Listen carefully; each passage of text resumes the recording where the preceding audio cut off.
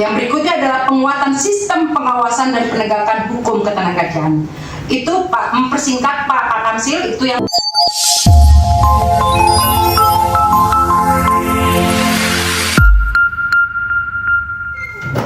ya, dan seluruh kawan-kawan dari berbagai serikat buruh yang hadir dalam kesempatan ini.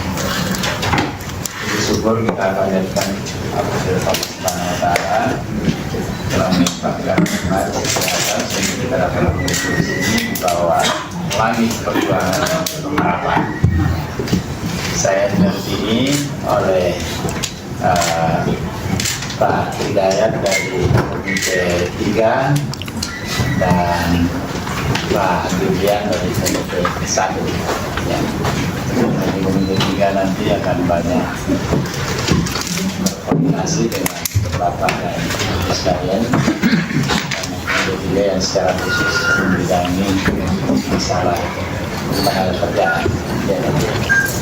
Kalau Komite 1 membidangi masalah pemerintahan. Jadi nanti kita akan koordinasi bersama-sama. Kawan-kawan semua, perjuangan buruh tak pernah usai. Mudah-mudahan cipta kerja yang diharapkan membawa solusi malah menjadi duri dalam daging. Karena itu kita memberikan apresiasi kepada MK yang telah membuat putusan yang saya kira ini bisa menjadi harapan. Tapi tentu harus kita kelola dengan baik. Jangan sampai yang kita mengharapkan sebagai angin segar malah jadi angin ribut nanti. Tidak bisa kita kelola dengan baik. Dan saya kira keputusan MK nomor 168 ini mengabulkan banyak permintaan daripada teman-teman para buruh sekalian.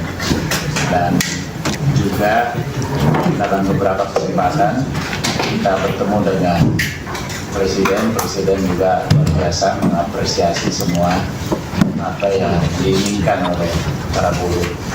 Saya lihat baru-baru ini Pak Ketua SPSI ya, Pak Jumhur Hidayat teleponan langsung dengan Presiden dan akan menghadiri acara 1 Mei yang akan datang. Ini tentu angin segar yang berikutnya yang terjadi, utamanya setelah konon disebut bahwa kenaikan upah buruh 6,2% ini adalah tertinggi selama perjalanan Republik ini. Pak Prabowo Subianto. Saya ini memberikan harapan bagi kita semua bahwa masalah perburuhan ke depan adalah mendapatkan perhatian yang luar biasa besar dari Pak Presiden Prabowo Subianto. Karena itu di tengah-tengah adanya suasana yang kelihatan tarik menarik antara Indonesia terang dengan Indonesia gelap, sekarang ini posisi buruh kelihatannya akan memihak ke Indonesia terang ini. Iya. Dan mudah-mudahan teman-teman kita yang disebut-sebut selama ini sebagai kelompok reformis dan kelompok moderat juga semakin bergeser ke Indonesia terang, sehingga ya, melalui perjuangan buruh kita betul-betul bisa mewujudkan apa yang menjadi harapan kita semua, karena hampir setiap yang kita nikmati ini pasti ada sentuhan buruh di dalamnya. Kita ada di gedung ini adalah gedung yang bisa kita adakan karena ada peran buruh. Nah itu saya kira kalau ini semua kita apresiasi, maka wajar kalau teman-teman semua memberikan perhatian yang intens terhadap masalah perburuhan ini. Karena itu, kawan-kawan sekalian, di tengah perjuangan ini kita patut bersyukur atas keberpihakan Presiden Prabowo Subianto kepada buruh yang saya sampaikan tadi menjadi angin segar dari perjuangan kita. Dalam Asta Cita Presiden yang diluncurkan pada 20 Oktober 2024, Presiden menempatkan kesejahteraan buruh sebagai pilar utama melalui program pelatihan vokasi dan peningkatan upah minimum yang berbasis keadilan. Program makan bergizi gratis juga saya kira adalah program yang kita respon positif, yang utamanya ini terhadap anak-anak sekolah. Apalagi yang Pak Wahidin ini di mana-mana dia berorasi selalu mengutip ayat-ayat Al-Quran dan hadis. Dan saya kira makan bergizi gratis ini sesuai dengan sunnah diajarkan ya, karena dalilnya ada absus salam wa amut ta'am, berikan salam dan berikan makan. Jadi kalau mau bersahabat dengan siapapun ya harus mudah memberikan salam dan bisa memberikan makan ya. Tapi tidak cukup dengan itu, harus kita membangun sistem ya, supaya sistem melepas kita dari persoalan-persoalan kemiskinan. Begitu ya, itu nanti ya, harus sistem yang itu. Tapi ya program-program yang demikian ini kita respon luar biasa.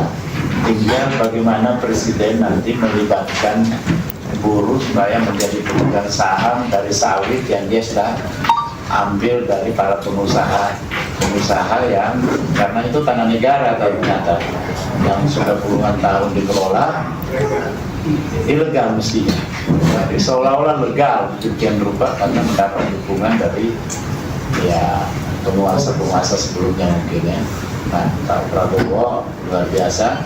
Sekarang ini sudah jutaan hektar ya ditarik dan dipasang pelang dikuasai oleh negara, terutama di Sumatera ya, Kalimantan, Riau, ya itu yang paling banyak. Dan saya dengar jumlahnya itu akan mencapai 5 juta hektar, ya, hampir sama besarnya. Atau hanya berapa persen yang punya BUMN ini, punya PTPM? 1 juta. 1 juta? Hanya 1 juta. Nah, dari 16 juta semuanya, PTPM punya 1 juta, dan pihak swasta yang ilegal menguasai tanah negara ini, Presiden akan tarik hampir 5 juta, bukan hampir 5 juta lebih. Sebelumnya disebutkan 3,3 juta, tapi terakhir saya mendengar 5 juta. Dan saya kira itu satu kita berikan apresiasi karena konon itu dalam catatan itu kerugian negara diperkirakan 200 triliun setiap tahun dari sini. Kalau kita kumpul-kumpul setiap langkah yang beliau lakukan yang menyelamatkan uang negara itu lumayan luar biasa. Karena minyak kemarin ada 1000-an triliun, terhadap judi online yang setelah dilarang itu ternyata itu ke negara itu di bawah dananya di mana itu 700 triliunan setiap tahun. Ini luar biasa, belum lagi narkoba dan lain-lain. Nah, seperti saya katakan tadi, ini adalah angin segar dari MK. Karena itu harus kita betul-betul manfaatkan agar tidak menjadi angin berikut, karena tidak mengakomodir aspirasi pekerja. Pertemuan ini adalah bagian dari langkah-langkah kita menyalakan pelita keadilan dan membangun masa depan. Buruh harus berada di tempat terbaik, berdiri tegak sebagai pilar kemandirian bangsa. Dengan dukungan keberpihakan Presiden, kita songsong masa depan pekerja yang gemilang. Karena itu menindaklanjuti pertemuan kita bersama Menteri Tenaga Kerja di rumah dinas saya di Jalan Denpasaraya nomor 16.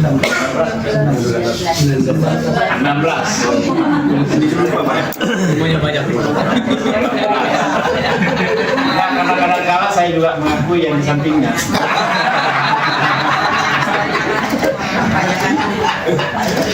Itu kita sepakat kita akan kawal betul ini dengan program-program dari DPD. Di antaranya nanti kita buat ada executive break. Pada executive breaknya kita lakukan di sini di lantai 8. Jumlahnya memang sangat terbatas karena yang dimuat di situ hanya untuk 30 orang. Jadi mungkin berapa nanti dari teman-teman organisasi buruh, dan kami mengajak juga dari kalangan akademisi. Saya pernah bertemu dengan dekan Fakultas Hukum dari Universitas Nasional, kemudian dari Universitas Al-Azhar, dekan Fakultas Hukum, kemudian dari Universitas Hasanuddin. Ya. Nanti yang lain-lain kalau ada rekomendasi dari teman-teman juga silakan usulkan dari akademisinya siapa yang lain. Dan tentu selama ini dalam pengamatan kita mereka adalah orang-orang yang sejalan pemikirannya dengan organisasi buruh yang selama ini berjuang untuk itu. Jangan sampai nanti kita masukkan orang yang kita berdebat di dalam itu karena dia punya kepentingan yang tidak sejalan dengan kepentingan buruh. Saya kira itu di tempat lain kita bisa lakukan, nanti FGD fokus group discussion bisa di mana saja, kita bisa lakukan di kampus, bisa juga di tempat yang ditentukan oleh salah satu dari organisasi buruh, kantornya atau dimanapun yang kita tidak lakukan secara bersama-sama. Nah, saya kemarin berbicara di beberapa kampus, mereka sangat konsen. Meskipun saya sampaikan ini memang tidak masuk dalam prolegnas DPD karena hanya ada 4 undang-undang yang masuk dalam prolegnas, tapi ini bukan berarti bahwa kita alpa dari memberikan perhatian yang optimal untuk ini. Kita akan tetap lakukan itu, kita akan support dan memberikan perhatian yang besar. Karena itu FGD bisa kita lakukan beberapa kali dan mungkin seperti kulit satu kali saja di sini karena juga ada tema-tema lain ya, termasuk DPD lagi konsen juga untuk memikirkan tentang bagaimana mengoptimalkan dana transfer ke daerah supaya DPD ikut bukan hanya mengawasi tapi juga merencanakan untuk penempatannya, terutama teman-teman kita yang bekerja di daerah juga tersentuh dengan kebijakan-kebijakan pemerintah daerah yang dikaitkan dengan dana transfer daerah tersebut. Saya kira itu sebagai pengantar dari saya, kita berdiskusi. Nanti mungkin karena saya akan keluar sebentar karena akan menerima ada 3 duta besar yang pada jam 2 ini datang ke sini. Saya dampingi ketua untuk menerima duta besar. Saya berdua karena teman-teman yang pimpinan yang lain sedang bertugas ke tempat lain. Saya kira begitu. Saya persilakan ada tambahan. Ya, ke kawan-kawan dari ini yang mau berbicara lebih duluan, rupanya diacar dari Presiden PBMI. Silakan. Ya. Bismillahirrahmanirrahim. Assalamualaikum warahmatullahi wabarakatuh. Selamat sore, terima kasih Wakil Ketua DPD RI yang kita hormati, yang sangat viral videonya di TikTok, di semua itu. Di TikTok saya aja udah 1 juta lebih. Ini wawancara biasa. Ya. Pak Wakil Ketua DPD RI, Pak Hamzah. Jadi ini semua kawan-kawan di sini. Saya akan mempersilahkan nanti perwakilan dari tim perumus undang-undang ketenagakerjaan untuk menyampaikan hal-hal yang perlu disampaikan di ketua DPD, dan kedua juga kita ingin menanyakan dan malah permohonan kami untuk melakukan FGD dengan DPD RI yang sudah kita rencanakan teman karena hanya masalah lebaran dan lain sebagainya, kesibukan luar biasa juga, sehingga itu masa sampai terkait seperti dalam hari ini. Kebetulan sudah ada nih teman-teman yang tim perumus. Nanti setelah nanti tim perumus menyampaikan, nanti ada beberapa perwakilan dari ketua-ketua federasi untuk menyampaikan apa yang biasa. Sebelum ini langsung saya perkenalkan, di sini ada Pak Holison. Tolong nanti Pak Holison. Ya. koordinasikan termasuk soal jadwal ini kan, karena kalau selama masa reses kami kan tidak boleh berkegiatan di sini, Iya. harus ke daerah. Biasanya kalau resesnya 1 bulan ya 1 bulan kami di daerah. Nah jadi itu agak ini. Nanti resesnya jatuh pada tanggal 23 Mei lagi. Iya. Nah, jadi kalau bikin acara sebelum itu atau setelahnya 23 Juni. Ya, Ya. karena perkembangan terakhir kemarin ada di Kementerian Tenaga Kerja launching untuk pembahasan undang-undang pokok ketenagakerjaan ini mulai setelah media itu udah mulai jalan. Kebetulan di sini ada beberapa anggota LKS, SK Presiden juga, level dalam Bangsa juga.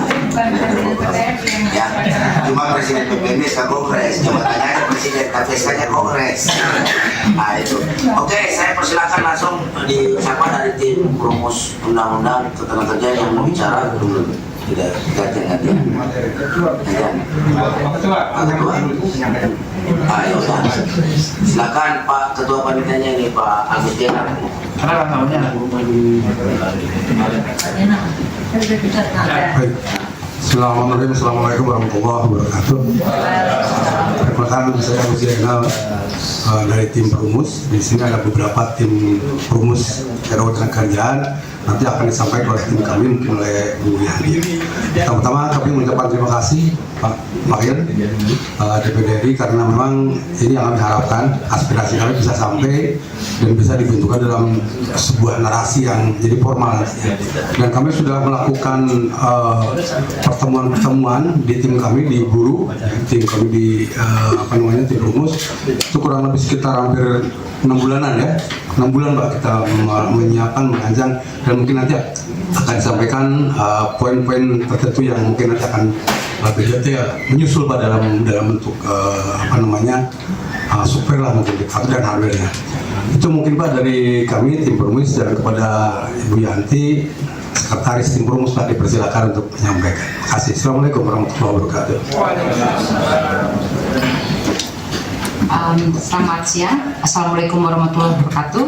Pertama-tama terima kasih kepada ketua DPD, wakil ketua, Amin. wakil ketua DPD RI dan jajarannya itu saja yang sudah menerima kami. Ini kali kedua ya, kali kedua setelah yang Februari kalau nggak salah ya, sebelumnya di rumah dinasnya Pak Tamsil tentu saja. Seperti yang tadi disampaikan oleh Pak Tamsil di awal komentar itu, bahwa tahun lalu Mahkamah Konstitusi sudah mengeluarkan ada putusan nomor 168 ya, terkait dengan klaster ketenagakerjaan dari Undang-Undang Cipta Kerja itu, dimana itu perintah dari putusan MK tersebut adalah pemerintah Indonesia harus segera dalam 2 tahun itu mengeluarkan Undang-Undang Ketenagakerjaan yang baru gitu. Nah, Pak Tamsil, putusan MK 168 itu direspon baik oleh kami tentu saja, dengan semangat bahwa memang dari sejak Undang-Undang Cipta Kerja itu digagas sampai kemudian ditetapkan, kemudian dirubah judicial review, diputuskan, keluarkan perpu dan sebagainya, kami terus melakukan adaptasi, sehingga kami melihat ini sebagai satu peluang kami bisa kemudian merumuskan, mengkonsep satu undang-undang ketenagakerjaan yang lebih berpihak kepada buruh. Dari sejak Desember yang lalu itu ada sekitar 7 konfederasi, 2 federasi itu membentuk satu tim perumus namanya, yang nama-namanya tak bisa disebut satu persatu, selain Pak Agus sebagai ketuanya dan saya sendiri. Mana saya nggak apa namanya, tiba-tiba jadi ingatan. Kami terus melakukan pertemuan-pertemuan, rapat-rapat gitu. Itu untuk menyampaikan pandangan-pandangan, ide-ide kritik ya, termasuk juga kritik terhadap praktek dari perburuan yang berjalan selama ini gitu ya, termasuk juga produk hukum atau produk regulasi yang dikeluarkan berkaitan dengan ketenagakerjaan gitu. Oleh karenanya kami ya pada akhirnya kemudian dari sekian bulan kami berdiskusi itu berdiskusi, berdebat, gitu ya, berbagi pikiran, itu kami selesai pada satu konsep atau draft dalam RUU Ketenagakerjaan. Nah, saya pikir ini sangat penting kemudian untuk bisa kami mendapatkan ada feedback tentu saja dari dari DPD, dari akademisi dan sebagainya. Karena kami tidak merasa cukup bahwa apa yang menjadi perspektif kami, apa yang menjadi pandangan kami di dalam draft RUU yang kami susun tersebut itu sudah sempurna. Yaitu. Nah, apapun yang menjadi landasan umum dari rancangan Undang-Undang Ketenagakerjaan ini adalah pertama adalah bagaimana ini sejalan dengan apa yang menjadi cita-cita kemerdekaan Indonesia, sebagaimana yang tertuang di dalam Undang-Undang Dasar 45. Di dalam Undang-Undang Dasar itu sangat jelas sekali bahwa sama intinya itu hidup layak, kerja layak, upah layak itu adalah menjadi hak fundament, hak yang diakui dan dilindungi oleh negara melalui konstitusi tersebut. Nah, itu yang pertama, bagaimana mewujudkan pekerjaan dan penghidupan yang layak bagi kemanusiaan sebagaimana amanat dalam Undang-Undang Dasar 45. Kemudian mengembalikan peran negara untuk memberikan perlindungan bagi kaum buruh dan pekerja.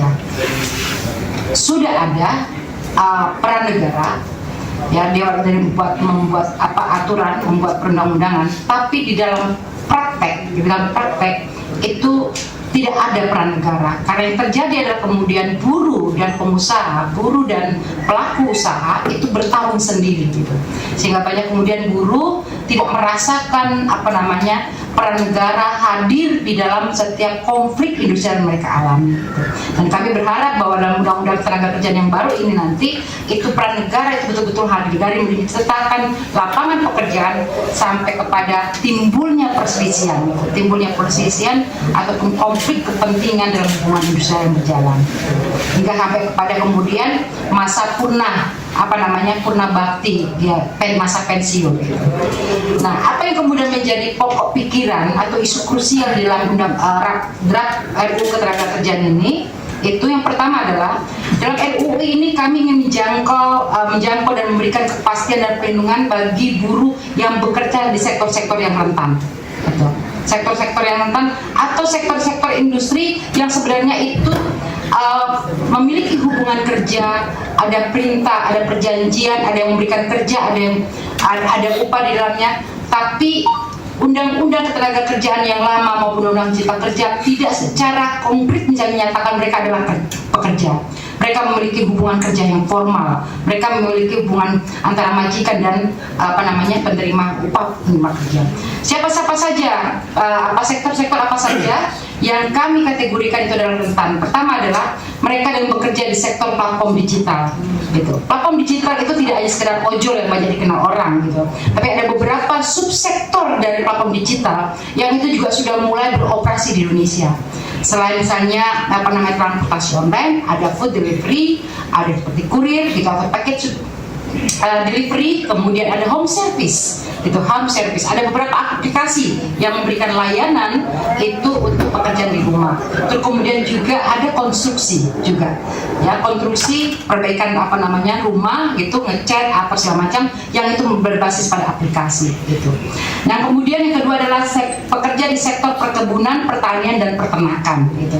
Semua di semua perkebunan di semuanya sektor, termasuk kelapa sawit, rubber gitu ya, terus kemudian gula, kopi, ya semua, termasuk juga pertanian dan peternakan, ternak ayam, ternak sapi, ternak berbagai macam ternak. Kemudian pekerja di sektor perikanan dan kelautan, yang bekerja di tambak, yang bekerja termasuk di sini ada ABK mereka yang bekerja sebagai anak buah kapal dari satu perusahaan asing gitu ya, perusahaan asing yang memang kapalnya menangkap ikan itu di luar perairan Indonesia, atau juga mereka yang ada di di perairan Indonesia, termasuk mereka yang bekerja itu dalam pengolahan ikan. Itu ada banyak kasus seperti di Lampung, kemudian kemarin juga ada kasus-kasus yang sempat juga kemudian menjadi joint advokasi beberapa serikat itu di Muncah, Banyuwangi. Mereka bekerja di perusahaan pengalihan ikan tuna kayak gitu, yang itu sudah bertahun-tahun dan pekerjaannya juga sama bertahun-tahun, tapi mereka tidak diakui sebagai pekerja, tidak diakui sebagai pekerja, sehingga otomatis ketika mereka tidak diakui sebagai pekerja, tidak diakui hubungan kerja yang berlangsung sekian lama itu, maka upah yang mereka terima juga berdasarkan kesukaan atau keinginan dari si pemberi kerja. Kemudian sektor yang berikutnya adalah sektor kesehatan. Sektor kesehatan, para dokter, para ahli tenaga kesehatan yang bekerja di klinik di beberapa itu yang juga sangat miris gitu dalam hubungan kerjanya, termasuk juga dalam upah gitu. Misalnya di beberapa ada juga organisasi nanti di sektor kesehatan itu menyampaikan bahwa upah yang mereka terima itu adalah berhitung berbasis pada pasien yang mereka tangani gitu. Jadi ada misalnya 1.000 gitu ya, jadi satu orang itu dihargai 1.000. Jadi kalau dia dalam satu hari itu hanya menangani 10 pasien yang datang pada dia, yang konsultasi kepada dia atau yang diperiksa oleh dia, itu berarti hanya 10.000. Itu hanya 10.000 yang diterima dalam satu hari. Ini luar biasa sekali. Gitu. Terus kemudian adalah pekerja rumah tangga. Saya sangat yakin sekali dan percaya Pak Tamzil juga tahu bahwa ada RUU perlindungan pekerja rumah tangga yang sekian lama itu kedudukannya tidak berubah, masih hanya menjadi daftar atau list prolegnas saja, tidak bergeser sama sekali. Ini juga perlu kawan-kawan yang punya concern dalam isu PRT itu sudah lama menggagas ini dan sudah lama juga kemudian mereka membuat mendrafting satu RUU dan memasukkan itu ke DPR RI gitu ya, DPR RI. Tapi itu undang-undang yang khusus bicara tentang pekerja rumah tangga, dari proses rekrutmen, kemudian penempatan sampai timbulnya ada masa masa perselisihan sampai kepada masa purna bakti itu. Nah, Undang-Undang Tenaga Kerjaan adalah undang-undang payung. Maka ketika dalam Undang-Undang Tenaga Kerjaan tidak ada satu pasal atau satu draft bab yang menyatakan bahwa pekerja rumah tangga, orang yang bekerja di domestik atau yang bekerja di sektor rumah tangga itu sebagai pekerja, maka RUU PRT dia tidak memiliki cantolan hukum. Jadi dalam pandangan kami bahwa itu harus dimasukkan paling tidak dalam satu pasal atau bab yang menyatakan bahwa pekerja rumah tangga adalah pekerja, sehingga untuk detail pengaturan yang tentang soal rekrutmen, hak dan sebagainya itu dibutuhkan ada undang-undang yang tersendiri. Sebagaimana misalnya tentang undang-undang pekerja migran di Undang-Undang 13 ada menyatakan itu, di Undang-Undang Cipta Kerja juga ada menyatakan, tapi kemudian ada undang-undang tersendiri yang mengatur tentang proses rekrutmen, penempatan, pemulangan dan sebagainya. Kami juga berharap di sektor ini juga mengatur yang sama. Kemudian adalah pekerja tenaga pendidik, terus pekerja seni dan ekonomi kreatif, pekerja UMKM dan koperasi, sektor informal, kemudian juga pekerja konstruksi. Yang kedua adalah bagaimana pokok-pokok pikiran dalam RUU Ketenagakerjaan inilah kami ingin menghapuskan satu pasal atau kalimat atau apapun misalnya yang memberikan ketidakpastian kerja, seperti sistem kerja kontrak, outsourcing, menghapuskan ketidakpastian kerja atau kebijakan labor market flexibility yang sangat merugikan kaum buruh. Karena sistem kontrak, outsourcing, buruh harian lepas yang lebih banyak misalnya marak itu di perkebunan, itu tidak memberikan adanya jaminan atas pekerjaan. Sementara tadi kita bicara tentang soal konstitusi, itu konstitusi menyatakan bahwa kerja layak adalah menjadi hak mutlak yang harus diberikan, yang harus dilindungi oleh negara. Nah, kami menganggap bahwa dengan fleksibilitas pasar tenaga kerja, sistem kontrak dan outsourcing tidak sejalan dengan cita-cita negara sebagaimana yang tertuang di dalam pembukaan Undang-Undang Dasar 45. Berikutnya adalah mengembalikan norma-norma perlindungan pekerja terhadap norma-norma pekerja yang ada di dalam Undang-Undang 13 tahun 2003 yang telah dihapuskan atau didegradasi oleh Undang-Undang Cipta Kerja ataupun aturan lainnya. Selanjutnya adalah perlindungan bagi buruh perempuan dan anak di tempat kerja. Itu yang mana negara dalam undang-undang itu harus tegas ya, secara tegas bentuk undang-undang, tidak di dalam bentuk kayak kenapa permen ya, yang apa namanya Ida Fauzia keluarkan terkait dengan kasus staycation, permen. Nah, itu hanya ada di permen Pak, itu di permen, di undang-undang tidak ada mengatur tentang itu. Termasuk juga tentang memastikan bahwa negara memastikan bahwa tidak ada praktek bentuk-bentuk kekerasan dan pelecehan berbasis gender dari sejak proses rekrutmen kerja, penempatan kerja atau saat dalam bekerja, itu sebagaimana prinsip di dalam konvensi ILO 190 yang mana sampai sekarang pemerintah Indonesia belum meratifikasi konvensi ILO 190 tentang penghapusan kekerasan dan pelecehan di dunia kerja. Terus selanjutnya adalah perlindungan bagi buruh yang memiliki kebutuhan khusus atau disabilitas di tempat kerja. Perluasan dan penguatan peran dan fungsi serikat pekerja serikat buruh dalam bidang hubungan industrial dan kebijakan ekonomi politik negara. Selanjutnya adalah perubahan mekanisme penyelesaian perselisihan atau sengketa perburuan yang efektif dan berkeadilan. PPHI kami menganggap itu tidak efektif dan tidak adil, tidak berkeadilan. Jika sebelum Undang-Undang Nomor 4 tahun 2004 itu ada gitu kita mengenal mekanisme penyelesaian itu melalui P4D, P4P. P4D, 4D kemudian dianggap itu juga tidak efektif. Negara kemudian menawarkan satu mekanisme baru, satu sistem peradilan yang diyakini itu akan lebih efektif, akan lebih cepat, lebih murah dan berkeadilan. Tapi prakteknya kemudian justru tidak murah, tidak adil dan tidak efektif. Kemudian selanjutnya adalah mengubah sistem pengupahan agar lebih adil dan memberikan kepastian. Seperti yang kita tahu bahwa hampir setiap tahun itu setiap menjelang kenaikan upah di ujung-ujung akhir pergantian tahun pasti akan selalu ada satu isu yang selalu hangat, selalu panas itu di setiap penghujung tahun, itu tentang soal kenaikan upah minimum. Mengapa itu terjadi? Mengapa selalu ada satu isu yang itu menjadi begitu krusial di antara buruh dan penguasa gitu ya. Itu karena sistem pengupahan kita tidak memberikan adanya kepastian, tidak memberikan adanya keadilan bagi buruh ya. Sistem pengupahan di kita itu meski Pak Kamsi tadi bilang hanya 6,5% itu adalah satu angka kenaikan, persentase kenaikan yang sangat tinggi jika dibandingkan dengan periode-periode sebelumnya, tapi tetap saja itu masih menciptakan gap atau disparitas upah. Mengapa?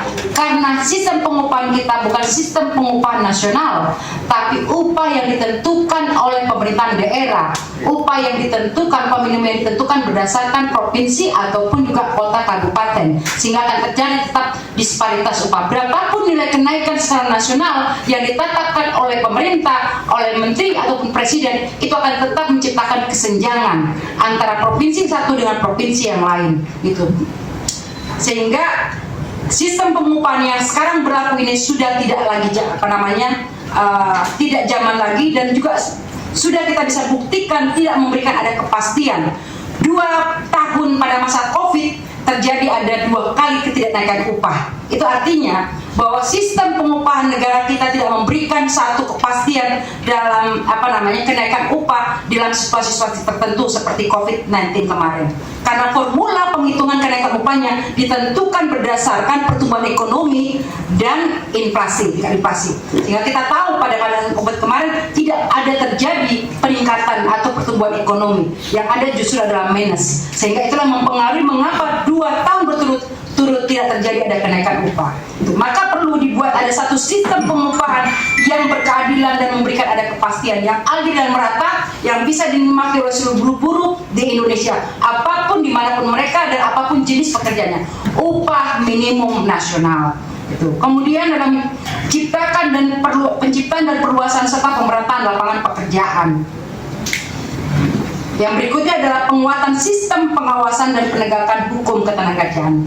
Itu Pak, mempersingkat Pak Tamsil, itu yang bisa kami sampaikan. Tentu saja ini adalah pointer-pointer saja. Kami memiliki ada draft, kami juga sedang menyusun juga apa yang menjadi pokok-pokok pikiran nanti kalau seperti yang disampaikan oleh Pak Tamsil di awal, ada FGD, ada penyusunan eksekutif brief itu. Insya Allah kalau itu sudah jadi, itu kita insya Allah minggu pasca Mede kita akan finalisasi oleh tim terakhir. Kita sudah berkoordinasi, kita bersepakat akan memfinalkan itu di setelah Mede, sehingga kami punya kesiapan untuk mempresentasikan secara keseluruhan ketika FGD yang tadi disebutkan oleh Pak Tamsil itu bisa dilaksanakan. Demikian Pak Tamsil. Kalau ada yang terlewat, kawan-kawan tim perumus yang lain bisa menambahkan. Kalau yang terlewat dari saya presentasi. Assalamualaikum warahmatullahi wabarakatuh. Ya, silakan.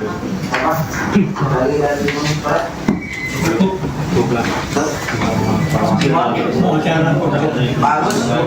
Ketua, siapa lagi?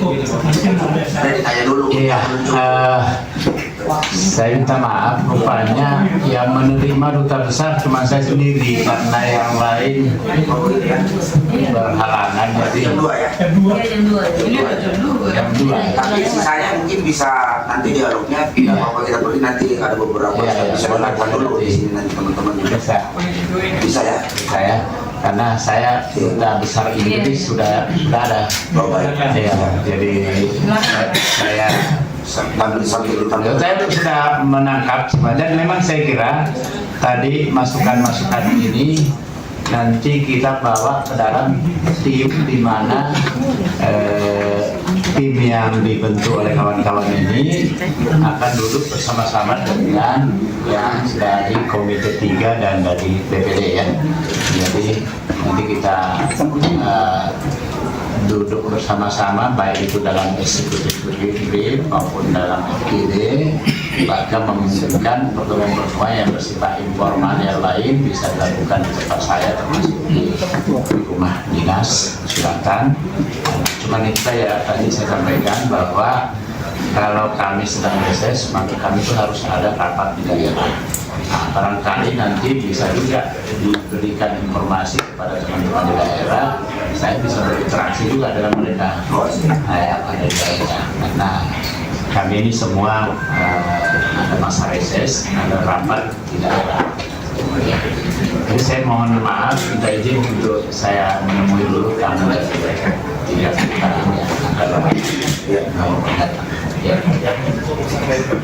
jadi masih tetap lanjut ya teman-teman berdua ini Pak ya sama saya jalan dulu ya. Terima kasih. Assalamualaikum warahmatullahi wabarakatuh.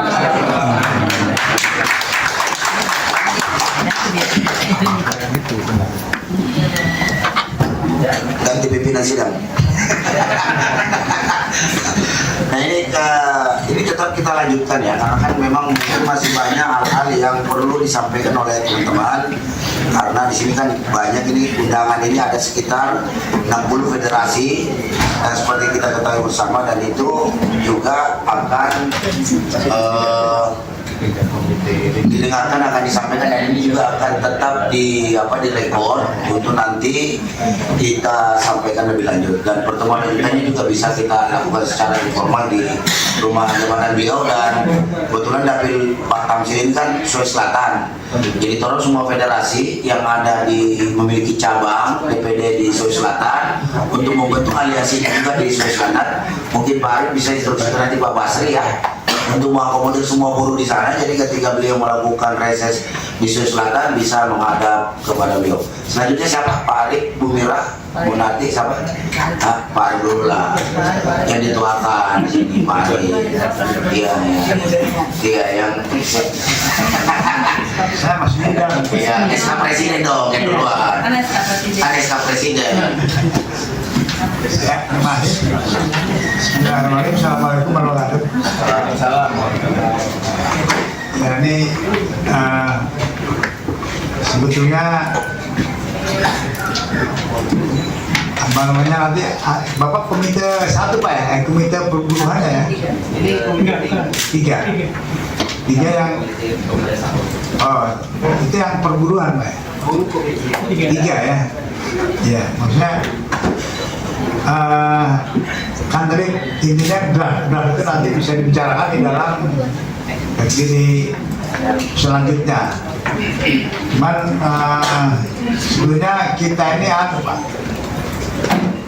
mau saya kepada Pak nanti itu bagaimana DPD juga ikut memikirkan, karena kelihatannya memang Pak Presiden ini punya niat yang bagus lah, kita percaya.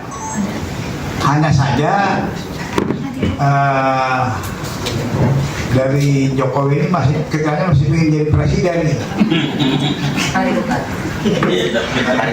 Jadi apa belum kita menjadi presiden sesungguhnya kan masih dalam bayang-bayang itu yang sehingga meragukan kita. Ya, itu yang utamanya itu.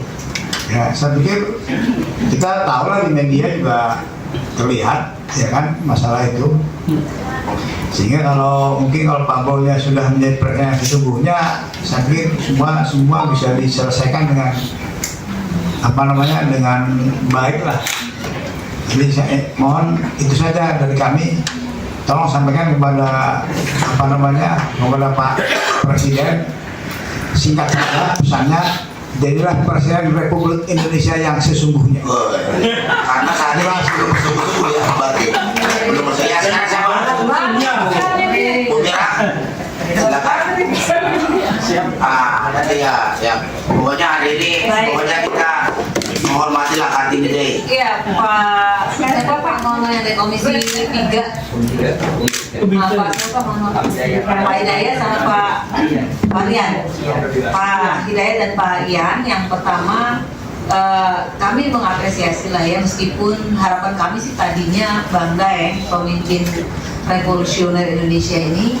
Harapan kami adalah seluruh DPD RI, harapannya ada ya.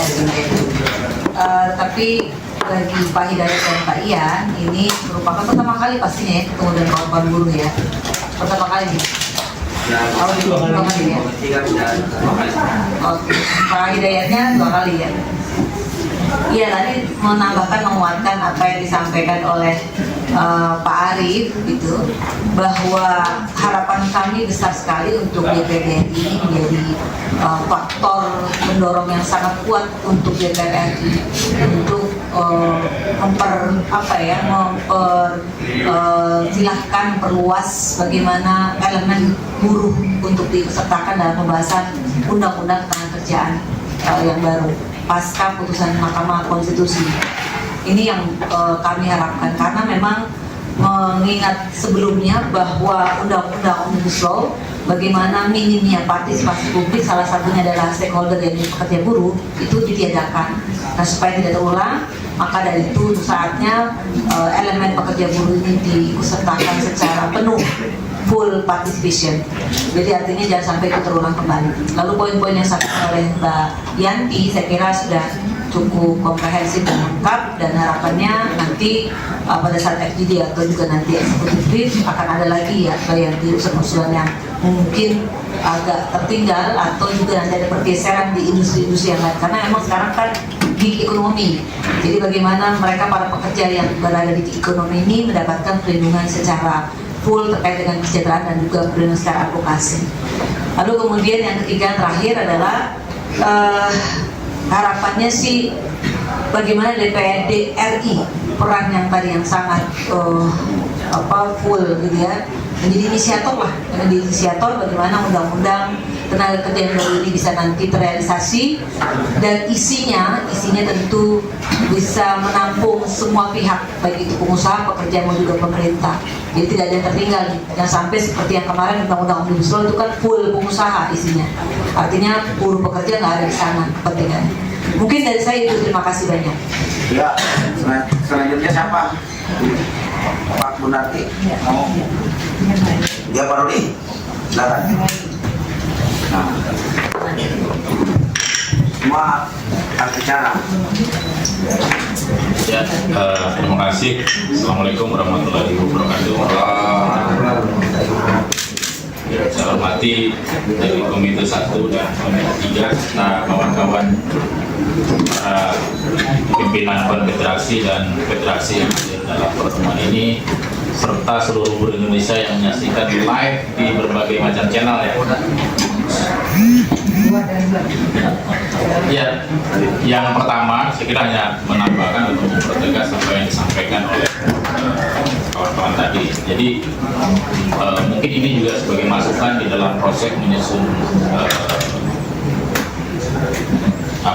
kertas posisinya DPD RI seperti yang disampaikan oleh Pak Wakil Ketua tadi. Jadi yang diinginkan oleh teman-teman buruh, terutama kami ini adalah undang-undang ketenagakerjaan baru, ya. Jadi bukan undang-undang yang melakukan revisi parsial terhadap pasal-pasal yang hanya diinginkan oleh pemerintah atau DPR. Nah, itu saya kira penting dicatat, ya. Apa yang kita mau terhadap undang-undang ketenagakerjaan baru dari follow up atau tindak lanjut atas putusan 168 ini. Jadi bukan revisi parsial yang hanya sekedar berdasarkan keinginan DPR ataupun pemerintah. Itu satu. Nah, maka undang-undang ketenagakerjaan baru itu yang kami mintakan itu adalah undang-undang ketenagakerjaan yang betul-betul bisa menghadirkan negara untuk terciptanya hubungan hubungan kerja yang bermartabat, sebagaimana bisa selaras tentunya adalah dengan cita-cita dan tujuan bangsa Indonesia sebagaimana tadi juga dijelaskan termaktub di dalam pembukaan Undang-Undang Dasar 45 gitu ya, melindungi segenap tumpah darah, memajukan kesejahteraan umum, mencerdaskan, ada empat hal penting di dalam tujuan itu. Kenapa kami ingin memastikan bahwa undang-undang baru itu sesuai dengan cita-cita dan tujuan bangsa, harus selaras dengan itu? Karena faktanya undang-undang ketenagakerjaan yang ada sekarang, Undang-Undang Nomor 13 Tahun 2023, terutama adalah Undang-Undang Omnibus Law Cipta Kerja hasil karya Presiden Republik Indonesia Bapak Joko Widodo dan DPR tahun lalu, itu adalah sangat menyimpang, bertentangan dengan konstitusi negara Republik Indonesia, jauh daripada cita-cita bagaimana yang diwujudkan, dituangkan di dalam Undang-Undang Dasar 45 ya. Jadi bagaimana di dalam isi undang-undang itu saya kira sudah terpublikasi, sudah banyak pimpinan-pimpinan buruh yang berbicara tentang bagaimana buruknya undang-undang Omnibus Law, mulai dari proses pembuatan, ya kan, sampai pada isinya sekalipun. Bahkan sudah dinyatakan oleh Mahkamah Konstitusi integritasnya bersyarat, tapi Presiden yang sangat luar biasa ini tetap ngotot dikeluarkan Perpu dan tetap dijalankan. Akhirnya sekarang menjadi Undang-Undang Nomor 6 Tahun 2023 ya, dan ada putusan MK gitu.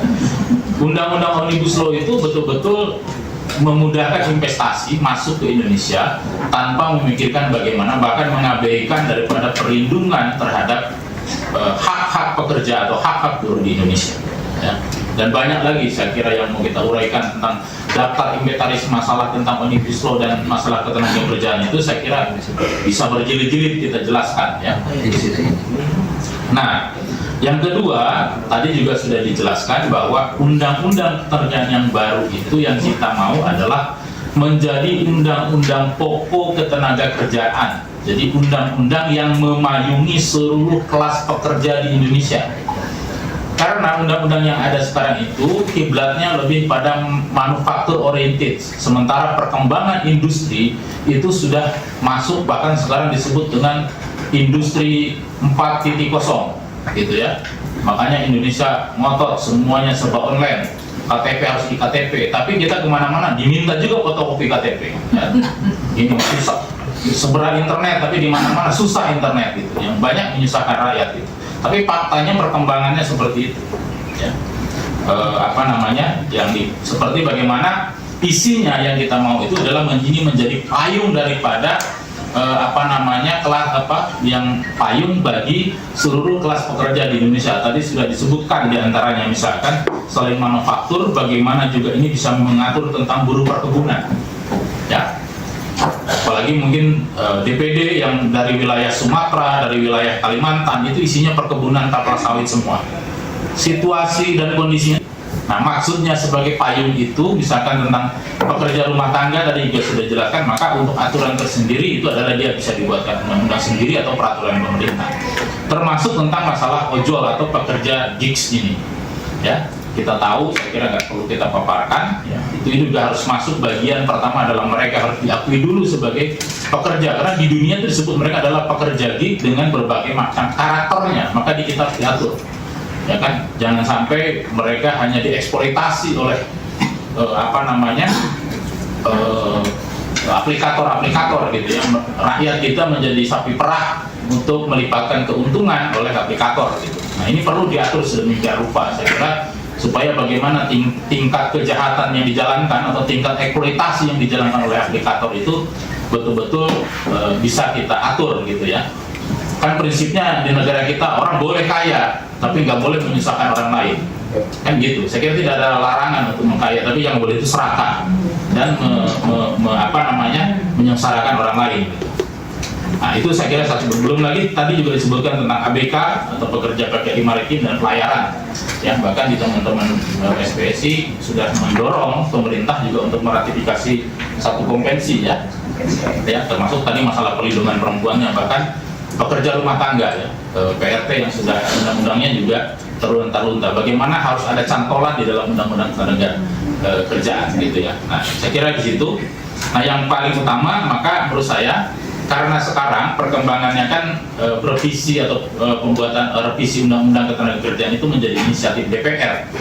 Di pemerintah sudah launching, jadi menurut saya mungkin usul kami ya ke DPD juga sebagai perwakilan rakyat atas nama daerah gitu ya, bahkan jauh wilayahnya jauh lebih luas ya saya kira daripada DPR RI gitu, dan kami juga diwakili oleh DPD tentunya kan, karena sebagai rakyat gitu. Nah, untuk itu mulailah menurut saya mungkin mengusulkan kepada para pimpinan DPD nanti, bapak-bapak ya, Pak Hidayat dan Pak Liat, sampaikan, nanti juga kita akan ngomong juga ke Bang Tamsil untuk segera speak up, saya kira, mulai ngomong, supaya jangan keduluan sama DPR yang kadang-kadang kita bukan apa-apa ya, juga jalan sendiri gitu kan. Yang paling utama juga itu satu, mulai DPD juga berbicara tentang bagaimana memberikan dukungan, mendorong bagaimana arah perbaikan pekerjaan itu bukan hanya parsial, tapi menyelesaikan problem nyata yang terjadi di dalam hubungan industrial sekarang. Karena masalahnya seperti yang sekarang terjadi tentang bagaimana adanya tarif Trump itu karena problem ekosistem industri kita yang sangat buruk ya. Saya kira orientasi industri kita itu bukan orientasi kiblatnya rakyat atau kepentingan nasional, tapi seluruh industri kita orientasinya adalah ekspor, pasar dan sebagainya, sehingga industrinya pun adalah industri yang sangat bergantung kepada modal asing, kepada teknologi negeri-negeri lain, sehingga ketika ada goncangan sedikit dunia atau global itu industri kita betul-betul sangat rapuh. Nah, ini harus diperbaiki. Dari mana mula-mulanya? Yang pertama, kita sudah menegaskan bagi kaum buruh itu adalah betul-betul harus segera membuat regulasi. Salah satunya hilangkan dulu regulasi yang membuat tata kelola ekosistem industri kita buruk itu rusak, itu adalah Omnibus Law gitu ya. Nah, di situ karena Omnibus Law juga misalkan mempermudah bagaimana tenaga kerja asing itu masuk ke Indonesia secara sembrono, secara sembarangan, tidak ada pengawasan yang sangat ketat. Nah, itu saya kira yang kedua tadi mungkin kita nanti bisa betul-betul menjadwalkan ya, kita bisa ketemu langsung dengan seluruh anggota DPD supaya kita nanti bisa berkolaborasi di daerahnya masing-masing ya. Bahkan nanti kita juga bisa menghadirkan perwakilan dari daerahnya untuk bisa menyampaikan bagaimana berkolaborasi di daerahnya untuk memperjuangkan aspirasi ini gitu. Terutama adalah wakil-wakil DPD yang ada di daerah-daerah industri ya. Hampir semuanya sekarang kan ada. Bahkan di Sulawesi misalkan, daerah Sulawesi Tengah, ya, Sulawesi Tengah, Tenggara, di utara kan mulai bagaimana ekspansi tambang yang sangat luar biasa. Bapak-bapak tahu pasti bagaimana di IMIP gitu ya, hampir setiap 3 bulan sekali itu kayak Idul Fitri ya, kayak Lebaran orang bisa berbondong-bondong, tapi berbondong-bondong kecelakaan kerja gitu. Nah itu saya kira yang mau saya sampaikan, tambahan daripada kawan-kawan sekalian. Jadi kita betul-betul berharap DPD seperti yang beberapa kali kita sampaikan juga adalah menjadi mitra strategis kita, menjadi ya garda terdepan kita lah, membawa aspirasi teman-teman buruh yang saya kira buruh itu bukan hanya sekedar angka, bukan hanya sekedar, tapi adalah buruh itu adalah komponen penting dari bangsa ini. Terjadinya perubahan, terjadinya kemajuan bangsa ini, bahkan dunia itu adalah kontribusi kaum buruh. Tapi bangsa kita yang tertuang di dalam undang-undang, cita-citanya sangat bagus, memuliakan rakyatnya, memuliakan kaum buruhnya, tapi prakteknya sekarang kita belum melihat bagaimana buruh itu menjadi tuan di negerinya sendiri, gitu ya. Bahkan bapak-bapak bisa cek gitu, di mana buktinya bahwa buruh itu tidak menjadi tuan. Buruh pabrik sepatu, dia mengerjakan pabrik sepatu Nike. Sepatu Nike dijual satu pasang aja 7 juta. Sementara dia yang mengerjakan sehari bisa 5 pasang, tapi hanya diupah dalam 1 bulan hanya 4,6 juta. Dan dia pun nggak bisa beli sepatu yang dia produksi. Paling dia beli sepatunya KW. Bisa dipoto, gitu. Bisa dipoto ya. Saya kira itu saja dari saya. Terima kasih. Billahi taufiq wal hidayah. Assalamualaikum warahmatullahi wabarakatuh. Waalaikumsalam. Hidup buruh. Selanjutnya tidak daripada itu. Nanti selebihnya secara teknis nanti kita pembahasan di FGD. Silakan. Ya, baik, terima kasih. Assalamualaikum warahmatullahi wabarakatuh. Saya Hajar Sudrajat. Selamat sore dan selamat sejahtera buat kita semua. Saya tidak masuk ke materi terkait isi dari RUU Undang-Undang Tenaga Kerjaan, karena memang Pak Tamzil juga tadi ada kegiatan lain dan diwakili oleh jajaran. Yang terpenting hari ini bahwa secara substansi tadi sudah disampaikan oleh tim perumus. Saya hanya beberapa menyampaikan hal yang tidak kalah penting. Yang pertama bahwa DPD harus bangga bahwa hari ini seluruh komponen dan elemen buruh di Indonesia sudah bersedia hadir di ruangan ini. Itu yang terpenting yang harus diapresiasi oleh pemerintah. Artinya ada gaya berpikir yang berubah atau yang bergeser, yang tadinya selalu berteriak aksi unjuk rasa demo ke DPR RI, sekarang lebih mengedepankan dialog dan komunikasi. Kami mewakili teman-teman buruh pekerja itu melihat konstelasi politik itu kayak ketoprak umur gitu. Sekarang sudah dipertontonkan seolah-olah para pimpinan pun tidak hadir semua. Jadi harapan kami seperti itu. Ada ruang dan waktu yang memang sangat dekat sebelum bapak-bapak ini reses. Kan masih ada tuh sebelum tanggal 23 Mei ya. Belum tanggal 32 Mei. Ya, ada waktu itu di situ. Kita akan coba agendakan beberapa ya sebelum Mei saja. Karena kalau sudah lewat Mei berarti nanti bisa ketemu lagi Juni kan itu sebulan lagi. Jadi terlalu lama. Jadi bulan Mei Pak Daeng mohon diagendakan secepat mungkin FGD supaya materi draft yang kita rumuskan itu kita rumuskan hampir 4-5 bulan, tidak tidur ini. Juga ada yang tidur rumus itu. Bahkan ada saya bawa ke rumah sakit gawat darurat itu karena kecapean. Jadi pengorbanan itu berdarah-darah dan mengorbankan jiwa dan raga serta kemampuan. Jadi kalau tidak dihargai dan dihormati oleh para petinggi DPD kami sangat kecewa. Jadi mudah-mudahan hari ini langkah awal pertemuan kedua kita, tapi progresnya cepat gitu Pak.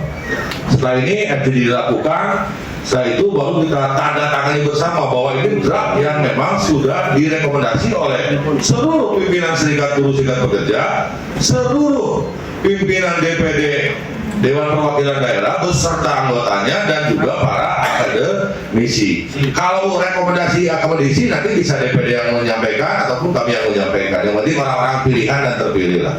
Itu saja mungkin usulan yang ingin kami sampaikan mewakili para pimpinan serikat buruh serikat pekerja yang lain. Saya berharap segera mungkin nanti diagendakan khusus terkait langkah dan agenda selanjutnya untuk pembahasan draft undang-undang tenaga kerja. Terima kasih. Wassalamualaikum warahmatullahi wabarakatuh. Bismillahirrahmanirrahim. Assalamualaikum warahmatullahi wabarakatuh. Pertama-tama saya ucapkan banyak terima kasih kepada saya panggil Mas aja, saya bingung juga nyebutnya kan gitu. Saya masih muda jadi manggil Mas saja. Masih ada masih ya. Jangan dilihat orang-orang ini garang, tapi inilah memang wajah-wajah buruh yang biasanya kena panas-panasan.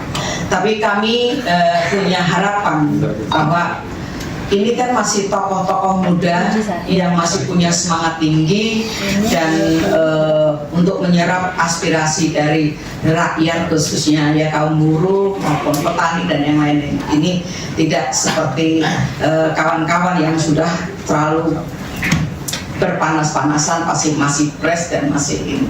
Mudah-mudahan apa yang hari ini kita sampaikan ini betul-betul ini aspirasi ini dibawakan oleh kawan-kawan DPD ya. Ini kan DPD ini kan mewakili semua daerah. Manakala semua daerah yang menjadi wakil di daerah masing-masing ini punya kepedulian terhadap persoalan-persoalan yang terjadi hari ini.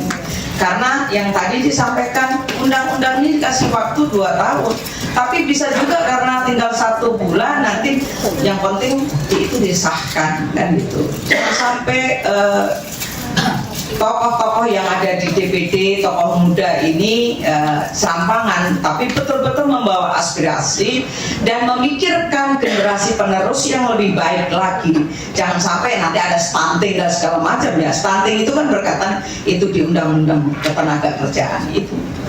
Sebenarnya ya saya ada bangga, ada sedikit sering kecewa ya. Karena di tempat inilah saya juga pernah berduduk di sini kan gitu. Maka hari ini tolonglah Mas Hidayat, Mas Ira, Anda ini masih muda, nanti sampaikan kepada pimpinan DPD dan anggota-anggota yang lain, terutama di daerah luar Jawa yang tadi saudara Rudi sampaikan, di sana banyak kejadian. Dan juga banyak lagi hari ini, saya sedikit mungkin curhat ya, Wamen Menaker dan ada tokoh buruh juga yang datang ke perusahaan sidak aja nggak diorangkan gitu loh. Cobalah, ayo kita untuk membenahi bangsa ini dan menghilangkan pemikiran-pemikiran oligarki.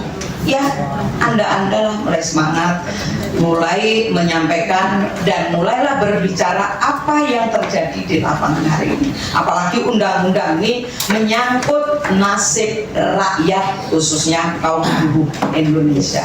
Harapan itulah yang saya mau sampaikan. Saya tidak mau masuk di dalam materi karena saya punya harapan yang besar terhadap tokoh-tokoh muda yang ada di DPD RI ini, agar ke depan lebih baik lagi tentang persoalan-persoalan bangsa. Jangan hari ini yang sudah terjadi ini akan terulang. Janganlah membuat kecewa terhadap rakyat yang Anda pikul di beban pundak. Serasa itu aja. Terima kasih. Wassalamualaikum warahmatullahi wabarakatuh. Ya, Bung Karel. Ya. Sebelum setelah Bung Karel udah masih ada nggak? Kalau enggak nanti kita tutup pertemuan. Ya, terima kasih. Saya mungkin sedikit saja. Ya, yang pertama mungkin saya apresiasi dulu saya kepada DPD RI yang mensupport kita ya. Terima kasih. Saya pikir ini hal yang baik dan saya pikir ini suatu dorongan buat kita sikap pekerja ya untuk memperjuangkan hak-hak pekerjanya. Itu yang pertama. Yang kedua, banyak perda-perda yang melanggar kelihatan saya ya, dan juga bertumpang tindih dengan undang-undang yang ada di atau permen yang ada di pusat.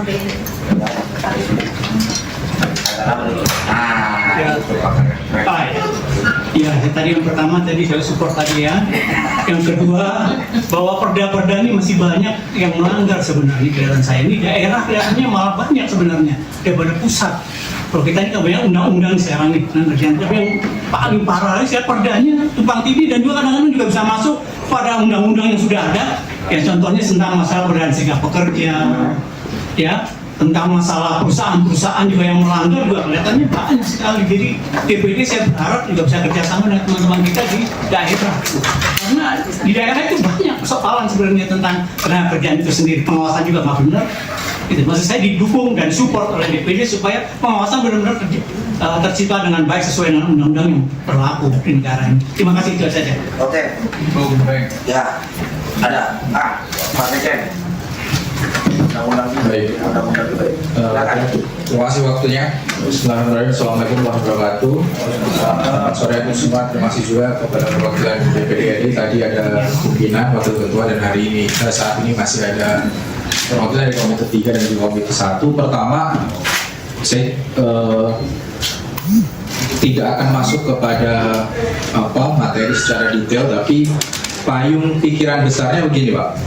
Yang diharapkan oleh pekerja buruh ini adalah kita membuat antitesis dari kampanye internasional soal flexibility labor market. Jadi, apa yang digaungkan oleh internasional soal flexibility labor market perlu kita kaji ulang untuk kemudian totali atau 100% diterapkan di Indonesia. Kita sama-sama tahu bahwa ada jomplang antara ketersediaan lapangan kerja dengan jumlah angkatan kerja. Sehingga pasti jumlah pengangguran itu tinggi. Kalau jumlah pengangguran tinggi, tidak mungkin ada kesetaraan antara pekerja dan pengusaha. Jadi kalau kita bicara flexibility market, syaratnya adalah seimbang posisinya, setara. Tapi kalau faktanya jumlah pekerja, jumlah penganggur lebih banyak dari lapangan kerja, dari jumlah pengusaha yang tersedia, sudah pasti nilai tawar pekerja rendah. Oleh karenanya, satu semangat kita dalam RUU Ketenagakerjaan yang baru ini adalah hadirnya negara dalam melindungi pekerja dan keluarganya dan menciptakan kesejahteraan bagi mereka. Hadirnya negara. Karena ketika pengusaha nilai tawarnya di atas, pekerja nilai tawarnya di bawah, dengan hadirnya negara ini kembali setara. Bayangkan kalau kita bebaskan pengusaha dan pekerja negosiasi upah berapapun yang ditawarkan oleh pengusaha diterima daripada nganggur. Tapi dengan hadirnya negara ada tuh peraturan upah minimum. Jadi pengusaha nggak bisa bayar di bawah upah minimum. Itu konkret yang kita minta hadir dalam RUU Ketenagakerjaan ini. Yang kedua, yang kita minta juga saya coba menyampaikan secara singkat. Dalam penyusunan RUU Ketenagakerjaan ini, kita tidak ingin semua stakeholder di luar buruh, khususnya DPR RI, DPD RI, dan juga pemerintah, kami tidak ingin lembaga-lembaga ini sembunyi-sembunyi kepada kita. Tidak hanya soal kita tidak dilibatkan, tapi juga soal penyusunannya jangan tricky.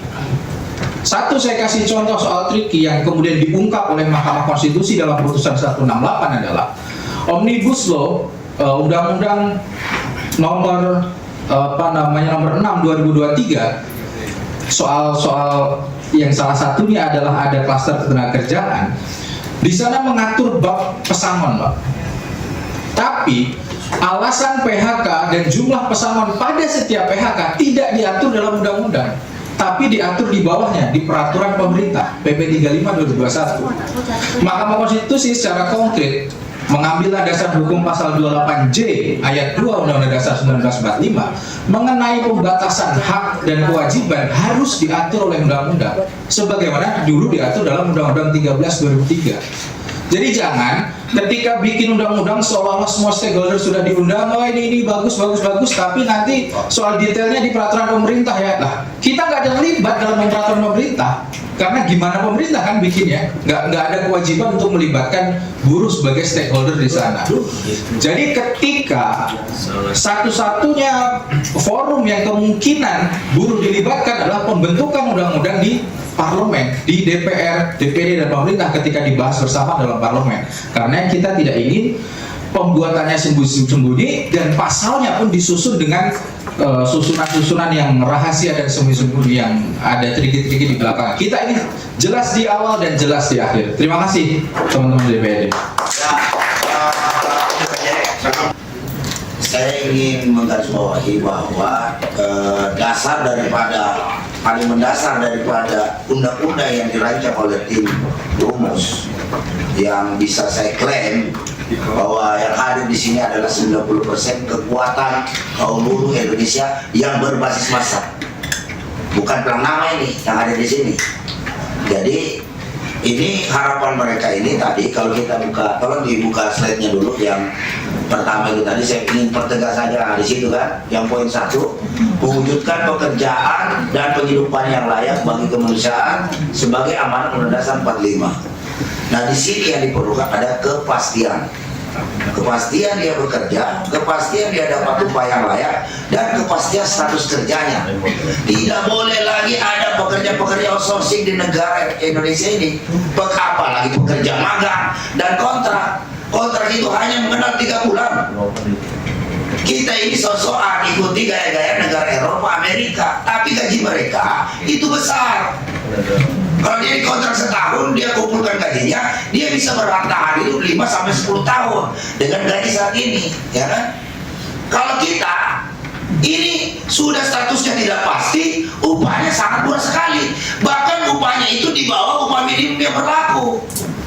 Contoh kasus ini banyak, seperti kejadian yang ada di Surabaya itu, yang didatangi oleh Bapak Wakil Menteri Tenaga Kerja kemarin. Atas pengetahuan Pak Menteri Tenaga Kerja, Pak Profesor Yasiri, itu jelas 31 karyawan di sana ijazahnya ditahan oleh pengusaha. Itu satu perilaku yang amat tidak manusiawi dari oknum pengusaha, karena tidak semua pengusaha juga boleh. Salah satunya model itu. Yang kedua, upahnya bahkan tidak digaji berbulan-bulan. 6 hari disekap hanya untuk mengejar lembur. Bayangkan, sebentar lagi 80 tahun Indonesia merdeka, masih ada kejadian yang amat tidak berperi kemanusiaan dari oknum pengusaha seperti Diana. Dan lucunya dan fatalnya, ini fatal sekali ini, saya pikir brengsek benar itu Diana itu, pengusaha itu. Wakil wali kota yang datang sidang ke sana dilaporin ke polisi. Dan lucunya lagi, parahnya di Polda jadi terima laporan itu. Nauzubillahi min dzalik, ini sudah. Ini yang tidak boleh diulangi lagi. Nah, fungsi undang-undang ini benar-benar harus melindungi segenap rakyat Indonesia. Nah, jadi kita berharap yang seperti yang tadi teman-teman, perilaku tidak manusia, kepastian itu tadi, kepastian kerja tadi ini otomatis akan mampu mendongkrak pertumbuhan ekonomi Indonesia. Ya kalau sekarang sebentar ada pabrik didirikan, sebentar PHK, apalagi memfasilitasi tenaga kerja asing, ya tidak mungkin. Yang mensejahterakan Indonesia ini ya rakyatnya sendiri, harus dikembalikan, ya kan? Bahkan membangun ekonomi Indonesia ini atas asas kekeluargaan, dan tentu saja dalam konsep ekonomi berdiri di atas kaki kita sendiri. Sekarang situasi global ini, hari ini Trump naikin pajak ke Cina, hari ini bilang 100%, besok 235%. Bagaimana mungkin kebijakan tarif impor itu semudah orang bicara di media sosial, di podcast? Naikin gak kira-kira 234%? Kenapa bisa Trump melakukan itu? Karena legislatif, yudikatif, eksekutif tidak lagi berpihak kepada rakyat. Sampai yang terjadi di sini. Maka dari itu buruh hari ini mengambil perannya sebagai pemilik kedaulatan negara Kesatuan Republik Indonesia. Dan saya hari ini berani nyatakan, satu-satunya anggota DPD RI yang berani menerima gerakan-gerakan aliansi buruh yang progresif dan revolusioner adalah Bapak Cilindo. Yang lain masih ketakutan, masih omong-omong saja, hanya menghabis-habisi anggaran saja. Terima saja, kita nggak mau. Masa semua cuma bertamsil? Yang lain mana? Anggota DPD RI itu ada berapa? 130 orang ya? 152 orang yang berani terima kawan-kawan hari ini. 60 federasi yang tergabung dalam grup-grup dan dasar hanya bertamsil Cilindo. Yang lain kemana itu? 151 orang itu makan gaji buta. Ini semua ini ada cabangnya di semua provinsi. Jadi 3 tambah 2. Ya kan, ini adalah orang-orang soleh. Orang-orang soleh yang diamanatkan untuk mendengarkan ada penderitaan rakyat. Jadi dalam momentum PD ini kita ingatkan, jangan kalau DPD saja nggak berani, gimana DPR RI? Ini kan DPD RI ini kan non partisan, bukan partai. Ini aja nggak berani terima kita, apalagi DPR RI. Ya kan? Inilah perilaku legislatif kita yang brengsek tidak bertanggung jawab. Amat sangat berbahaya. Saya ingatkan surah Al-Isra ayat 2 dan 3. Sesungguhnya Allah amat sangat membenci orang-orang yang mengerjakan tapi dia tidak pernah katakan, atau dia mengatakan tidak pernah dia kerjakan. Tugas DPD ini adalah perwakilan rakyat, mendengarkan aspirasi rakyat. Kenapa cuma Bantang Silinder yang berani terima kita? Yang lain kemana? Ya kan? Enggak, soalnya dia senior kita. Kita bicara fakta. Mungkin diwakilkan. Ini bukan dagang, Tunggu dulu, ini bukan dagang. Saya cuma ingin mengajak 151 anggota DPD RI itu, ya kan, yang sudah menggunakan anggaran negara dari pajak-pajak rakyat itu benar-benar menjalankan tugas dan fungsinya sebagai Dewan Perwakilan Daerah. Betul. Dan kita berharap ini berenergi positif berimbas kepada DPD RI, karena sudah ada ancang-ancang kalau anggota DPD RI tidak mau terima kita. Apa perlu kita lagi turun jutaan orang lagi di depan? Ya kan? Ini yang kita sangat berharap, ya. Jadi benar-benar undang-undang ini nanti memanusiakan manusia Indonesia. Belum lagi kejadian Taman Safari. Bayangkan 80 tahun Indonesia masih ada praktek-praktek perbudakan. Ya kan? Nah ini siapa yang bertanggung jawab terhadap kita semua? Ya kan? Ya, tenang aja. Ya, saya biar matang ini barang ini.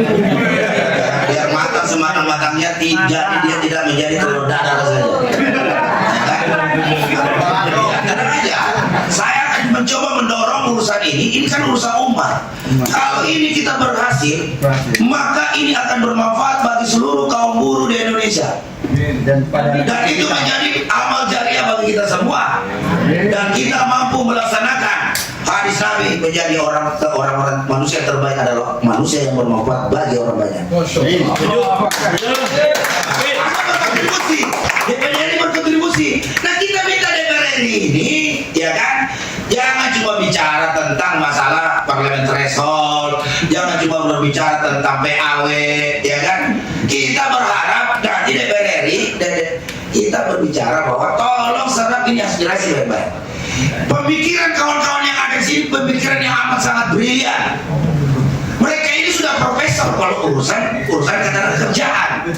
Banyak profesor, belum tentu, tidak ada dalam sejarahnya yang profesor-profesor itu pernah menjadi ketua serikat. Tapi ada ketua serikat bisa jadi profesor. Jadi ukuran pendidikan strata itu bukan jaminan untuk bisa membuat dan mengerti, memahami konteks ketenagakerjaan di negara Kesatuan Republik Indonesia ini. Jadi yang paham ini yang ada di sini sudah paham, datang ke sini kasih paham anda semua yang ada di parlemen untuk segera mensahkan saja itu undang-undang.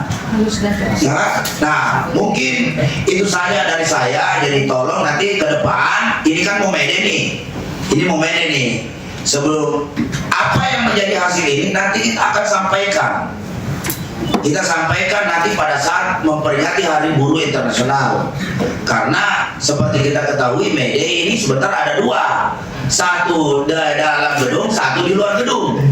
Nah, ini harus dipastikan saya. Jadi biar tapi semuanya mengarah kepada memiliki cita-cita yang luhur, yaitu menjadikan buruh Indonesia menjadi tuan rumah di negeri sendiri. Jangan lagi kita dengar rakyat Indonesia menjadi budak di negerinya sendiri. Hancur kita ini, dikutuk kita sama nenek moyang kita kalau sampai itu terjadi. Ya kan? Nah, saya kira penyampaian tadi di media nanti ini kita berharap ke depan nanti ada pertemuan khusus. Kita akan minta beberapa stakeholder, misalnya dari sektor pengusaha, kementerian terkait, untuk bisa dimediasi oleh DPD RI untuk datang sini kita bisa lakukan diskusi dialog terkait masalah kepentingan undang-undang tenaga kerja ini kan tidak hanya buruh tapi pengusaha juga ada di sini supaya kita bisa matching. Jadi perwakilan dari Kadin, Apindo jangan datang sendiri. Kalau ini kan parsial. Kalau parsial itu kan subjektif. Kita ingin undang-undang ini benar-benar pro kepada pemerintah tapi diolah secara objektivitas. supaya semuanya senang, happy. Tidak ada yang terjolimi satu dengan lain, tidak ada yang menindas satu sama lain, tidak ada berdiri. Sebab kita berdiri sama tinggi, duduk sama rendah. Itu kan, dan seperti sehingga cita-cita kita dalam bernegara benar-benar mampu mewujudkan keadilan sosial bagi seluruh rakyat Indonesia. Mungkin ya, ya, jadi tolong benar-benar ini direkod ini. Ya kan, ada nggak ada pimpinan DPR ini tetap kita viralkan supaya menjadi pelajaran bagi semua pejabat-pejabat bahwa hari ini no viral, no justice. Nah, gitu ya. Begitu Pak. Assalamualaikum warahmatullahi wabarakatuh. Silakan dikatakan. Terima kasih Pak Sekjen beserta sebagai jalur perjuangan buruh. Kemudian yang kedua, kami atas arahan Pak Tamsil, hasil ini hasil masukan dan usulan karena kami melihat semuanya sudah siap dari naskah akademiknya, materinya, semuanya. Ini tinggal dimasukkan mau lewat pimpinan DPD RI, lewat Pak Tamsil atau lewat Komite 3 atau lewat PPU, Perencanaan Undang-Undang Legislasi. Dan kami memang sudah mengusulkan sebenarnya terkait tadi kita pembahasan SJSN, tetapi kawan-kawan senior semua menginginkan adanya satu RUU yang sendiri. Artinya RUU ini kami memandang bahwa tidak lagi dihadap-hadapkan antara buruh dan pengusaha, tetapi ini adalah RUU yang mengharmonisasikan antara dua sektor problematik di bangsa kita. Oleh karena itu, hasil ini senior-senior kami ucapkan terima kasih arahan dan masukannya. Kami akan tidak lanjuti karena kami meyakini bahwa bangsa ini terus berprogresif. Ada data mengatakan 2030 juga akan menghadapi yang namanya skenario global megatrend. Bahkan di Amerika biasanya manusia menjadi kepala sekolah, tetapi sana sudah akan menjadi yang namanya kepala sekolah online digital. Bahkan secara leadership pun robotik, artificial intelligence, AI, robot dan seterusnya akan terganti. Dan ternyata di Republik ini baik kasir, daily service pun akan terjadi. Artinya apa? Ini adalah isu strategis soal bangsa. Kami ini, saya dari Sulawesi Selatan juga, Hidayat Samsu, Ian dari Sulbar. Kami ini adalah pejabat publik. Kemungkinan ada dua. Kalau kita tidak dipensiunkan oleh rakyat, maka Tuhanlah yang mempensiunkan. Nah, oleh karena itu, semua kami akan tidak lanjuti harapan dan masukan senior-senior semua terkait RUU, terkait dengan pokok ketenagakerjaan soal ini. Karena ini menjadi masalah, tadi Ibu seperti orang tua kami menjelaskan kepada kami juga soal Surabaya terkait ijazah, seolah-olah sekelas wamen saja ini tidak dibati-bati kalau bahasa Makassar, tidak direspon dengan baik. Bagaimana soal yang lain? Ini ada problematik juga soal ini. Mungkin itu saja. Terima kasih atas masukan dan usulannya senior-senior. Mohon maaf jika ada kekurangan. Izin kami melanjutkan. Pak Tamsil sangat mau sampai selesai. Cuma ada kerja-kerja negaraan, konstitusi yang menerima tugas satu-satunya pimpinan di Islam. Terakhir kami sampaikan, Pak Tamsil sangat fokus dengan ketenagakerjaan buruh ini. Biasanya RUU kami menerima kemarin disabilitas, Komite Nasional Disabilitas mengusulkan itu berangkat dari bawah, komite dan seterusnya, dan baru kami menerima usulan RUU ini langsung dari Pak Tamsil pimpinan. Itu menunjukkan bahwa Pak Tamsil ini sangat serius terkait RUU. Kemudian ada tambahan daripada senior kami dari Sulbar. Oh ya, silakan. Sebelum nanti ditutup doa sama Pak Jasul. Terima kasih. Doa majelis. Saya mengapresiasi hadiran Bapak Ibu sekalian. Tentu kita semua berharap ke depan adanya penguatan regulasi, termasuk peningkatan kesejahteraan, perlindungan hak-hak pekerja, dan perbaikan sistem ketenagakerjaan. Buruh adalah tulang punggung bangsa. Oleh karena itu, buruh layak mendapat perlindungan, kepastian kerja, dan kesejahteraan yang lebih baik. Kami dari DPD RI berkomitmen untuk mendengar dan mengawal aspirasi dari Bapak Ibu sekalian. Terima kasih. Assalamualaikum warahmatullahi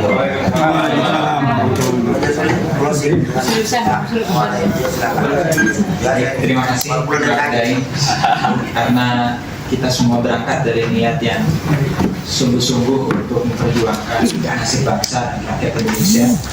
Tapi kita perlu juga bermunajat kepada Allah, mudah-mudahan ya apa yang menjadi aspirasi kita mudahkan jalan-jalannya, dikabulkan oleh Allah Subhanahu wa taala. Mari kita tutup pertemuan kita dengan membaca suratul Fatihah dan doa kafaratul majlis. Subhana hadiniya wa ala kulli sholihat. Al-Fatihah. Bismillahirrahmanirrahim. Alhamdulillahirabbil alamin.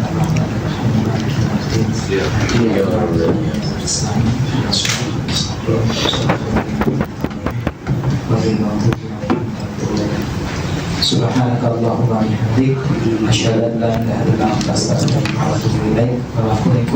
Assalamualaikum warahmatullahi wabarakatuh. Waalaikumsalam warahmatullahi wabarakatuh.